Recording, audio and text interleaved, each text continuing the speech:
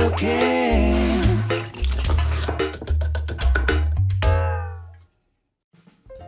Salut à tous, on se retrouve aujourd'hui pour une nouvelle recette de cuisine en vidéo. Alors aujourd'hui on va faire de la cuisine tunisienne.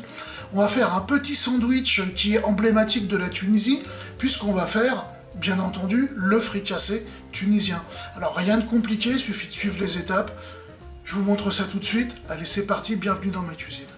Pour nos petits pains, on va avoir besoin de 450 g de farine T55. 50 g également de semoule fine, 30 g d'huile d'olive, on aura besoin d'un œuf, on aura besoin de 30 g de sucre, également 10 g de sel fin, on aura besoin d'un cube de levure fraîche, également on aura besoin de 280 g d'eau à température ambiante. Pour la garniture, on aura besoin de 3 poivrons rouges, 3 poivrons verts. Là, j'ai 6 belles tomates. On aura besoin de quelques gousses d'ail, du jus de citron, bien entendu, du sel, du poivre et de l'huile d'olive. Également, on aura besoin d'huile de friture, puisque les pains pour les fricassés, ce sont des petits pains que l'on fait frire. Vous savez qu'en Tunisie, tout est très light, alors on fait frire beaucoup de choses. On aura besoin d'œufs que l'on va faire cuire, on va les faire durcir puisque ce seront des œufs durs. On aura besoin de thon, là j'en ai environ 300 g, s'il en faut plus on en a. Quelques olives noires, celles-ci sont des noyautées. Quelques pommes de terre, là il y en a à peu près 500 g, il en restera certainement. J'aurai besoin d'harissa, et puis de façon tout à fait optionnelle, quelques capres, parce que moi j'aime bien en trouver dans mes fricassés, donc dans certains il y en aura. Dans un premier temps, on va mélanger l'eau avec l'huile, avec le sucre. Je vais y ajouter l'œuf, ainsi que la levure, que je vais émietter à l'intérieur. Et à l'aide d'un mixeur à pied, eh bien, je vais mixer le tout. Parfait. Je vais maintenant verser cette préparation au fond du bol de mon robot. Je vais y ajouter la farine et la semoule. J'équipe le robot avec le crochet.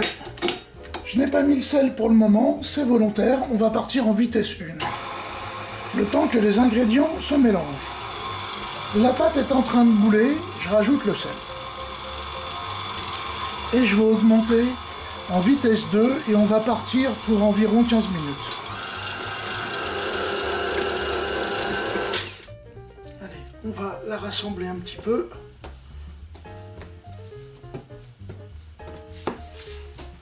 Voilà, je vais la remettre dans la cuve et puis je vais la couvrir d'un linge ou d'un film alimentaire. On va la laisser doubler de volume. Allez, on va commencer par s'occuper de nos légumes, donc les poivrons.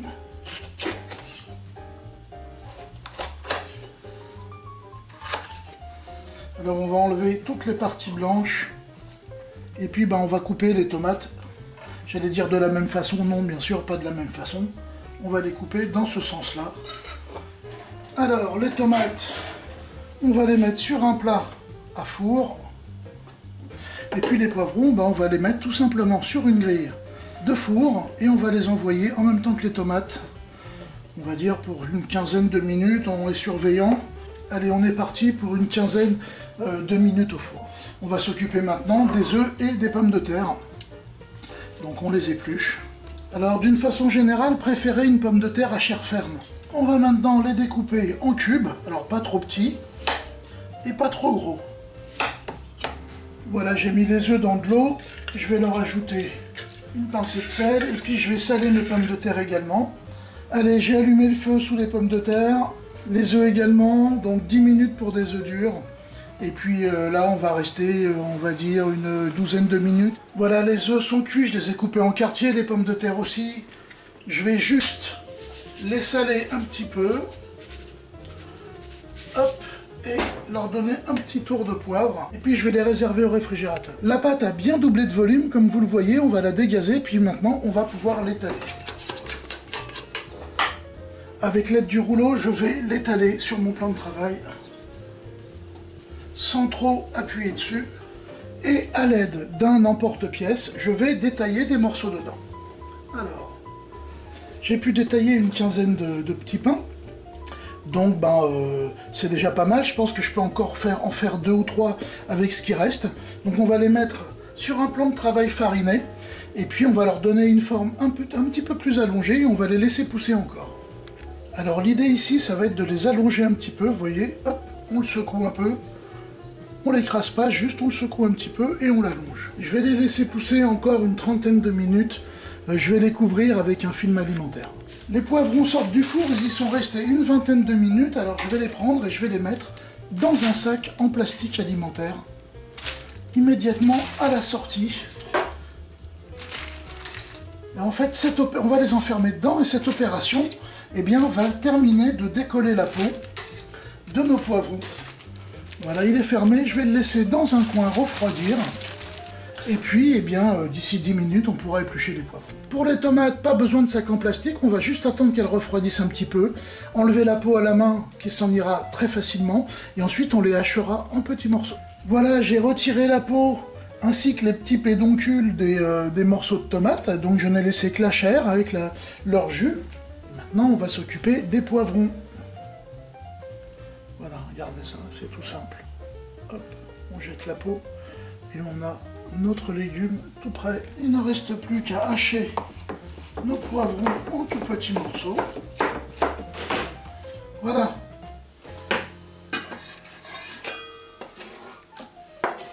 On va y ajouter les tomates avec leur jus.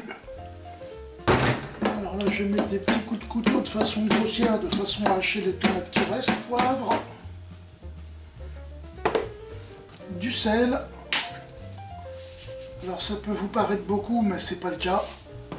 Le sel, c'est un exhausteur de goût. Le jus du citron.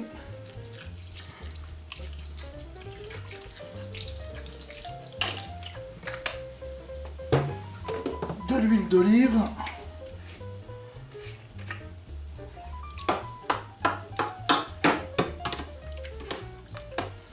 Et il nous reste à ajouter l'ail. Alors on va commencer par 4 gousses d'ail, normalement ça devrait aller.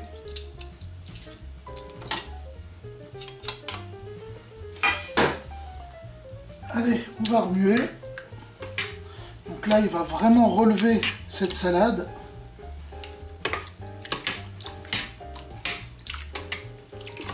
Voilà, notre salade meshouya est terminée. On va pouvoir passer à la suite. Vous voyez que mes fricassés sont bien développés. J'ai mis de l'huile à chauffer, donc pour les faire frire. Vous voyez qu'on a un beau développement, et ce développement va continuer encore dans l'huile. Allez, c'est parti.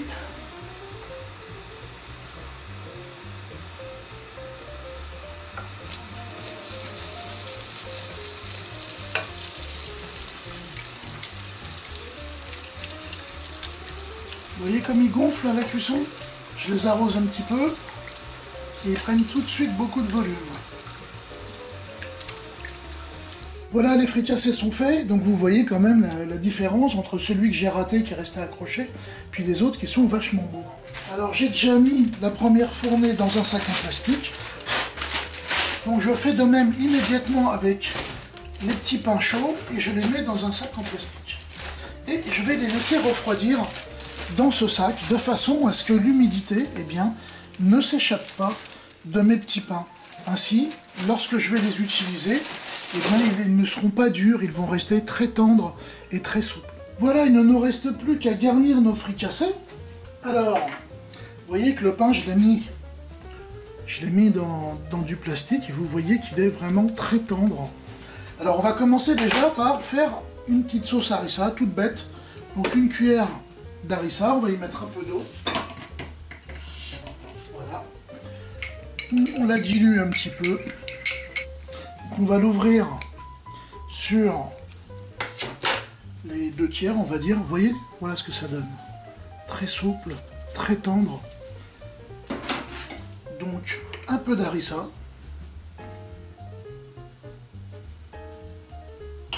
On va mettre de la meshouya.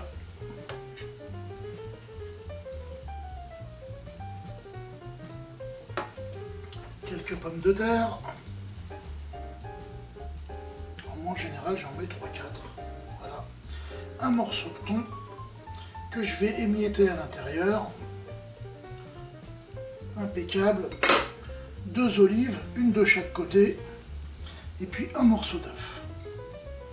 Voilà, et le fricassé est prêt à être dégusté. Voilà, je vous avais montré dans la présentation que dans certains j'allais mettre quelques capres, et ben moi j'aime ça avec des capres, alors je les rajoute. Je trouve que les capres, en fait, c'est juste ce qui manque à ce petit sandwich, parce que en fait il est très doux, même avec le piment. Et les capres apportent une petite pointe d'acidité, et je trouve ça très intéressant, ça équilibre vraiment les saveurs. Voilà, les fricassés sont terminés, donc avec les quantités de farine et d'ingrédients que je vous ai indiqués en début de vidéo, j'ai pu en faire 20, donc là vous le voyez, il y en a une quinzaine. Bon bah je crois qu'il n'y a plus qu'à, alors à table. Cooking.